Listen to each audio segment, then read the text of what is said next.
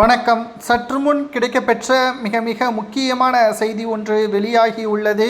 திராவிட முன்னேற்ற கழகத்தின் வேட்பாளர்கள் கூட கைது செய்யப்படலாம் சட்டசபை தேர்தலின் பொழுது என்ற தகவல் தற்பொழுது கிடைக்கப்பெற்றுள்ளது.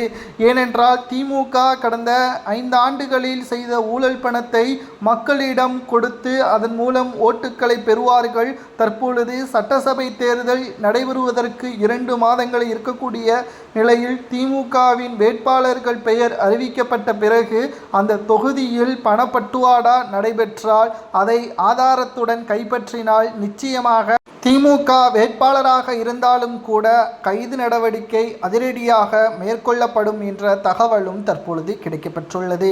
வருகின்ற 1ஆம் தேதியுடன் திமுகவின் தலைவரும் தமிழக முதல்வருமான ஸ்டாலின் அவர்களது அதிகாரங்கள் அனைத்தும் முடக்கப்படும். தேர்தல் ஆணைய கட்டுப்பாட்டிற்கு தமிழகம் முழுவதும் சென்றுவிடும். இதுதான் தேர்தல் ஆணையத்தின் விதிமுறைகள். மேலும் காவல்துறையும் திமுகவின் கட்டுப்பாட்டில் இத்தனை ஆண்டுகள் இருந்தது. வருகின்ற 2 மாதங்கள் திமுகவின் கட்டுப்பாட்டில் காவல்துறை இருக்காது.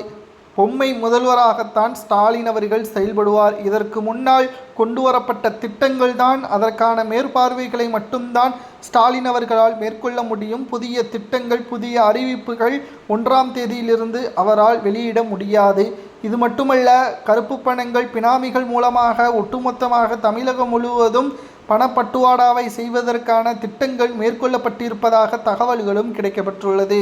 தேர்தல் ஆணைய விதிமுறைகளுக்கு உட்பட்டு நிச்சயமாக அனைத்து ஆதாரங்களுடன் கைப்பற்றப்படும் பட்சத்தில், மேலும் அந்த தொகுதியில் திமுகவின் வேட்பாளர்கள் பெயர் அறிவிக்கப்பட்டால் அவரையும் சந்தேகத்தின் அடிப்படையில் விசாரணை நடத்தலாம். விசாரணையில் உறுதி செய்யப்பட்டால் அந்த தொகுதியில் திமுகவை போட்டியிடுவதற்கு தடை செய்யப்படலாம் என்ற தகவலும் தற்பொழுது கிடைக்கப்பெற்றுள்ளது.